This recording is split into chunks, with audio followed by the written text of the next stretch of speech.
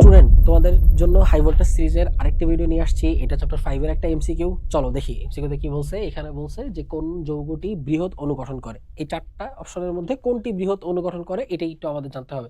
আচ্ছা, প্রথমত আমরা দেখে নিই। এখানে সিলিকন ডাইঅক্সাইড দেওয়া আছে, এরপর দেওয়া আছে হচ্ছে গিয়ে এই যে এটা C6H6, এটা হচ্ছে মূলত বেনজিন।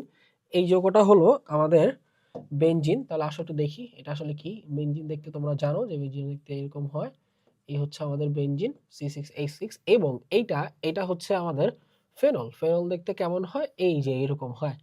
সো বেসিক্যালি এই হচ্ছে আমাদের যৌগগুলো। ওকে, এইটা হচ্ছে আমাদের বেনজিন, এইটা হচ্ছে আমাদের ফেনল।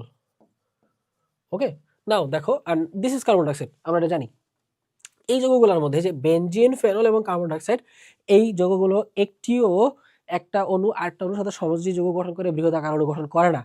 এখানে শুধুমাত্র সিলিকন ডাইঅক্সাইডই বৃহৎ অণু গঠন করে। একটা সিলিকন ডাইঅক্সাইড আরেকটা সিলিকন ডাইঅক্সাইড এরকম করে পরপর অনেকগুলো সিলিকন ডাইঅক্সাইড একসাথে একটা বৃহৎ অণু গঠন করে, বৃহৎ দৈত্যাকার অণু। এটা দেখতে কেমন হয় দেখো, আমরা একটু ফিগারটা দেখে নেই। যেমন হচ্ছে দেখো সিলিকন, এই যে এইভাবে এক একটা সিলিকন আরো কিছু অক্সিজেনের সাথে এইভাবে যুক্ত থাকে। যেমন হচ্ছে এখানে যদি আমরা দেখাই অক্সিজেন, তারপর হচ্ছে সিলিকন, অক্সিজেন, সিলিকন, এইভাবে হচ্ছে গিয়ে আমাদের যুক্ত থাকবে এক।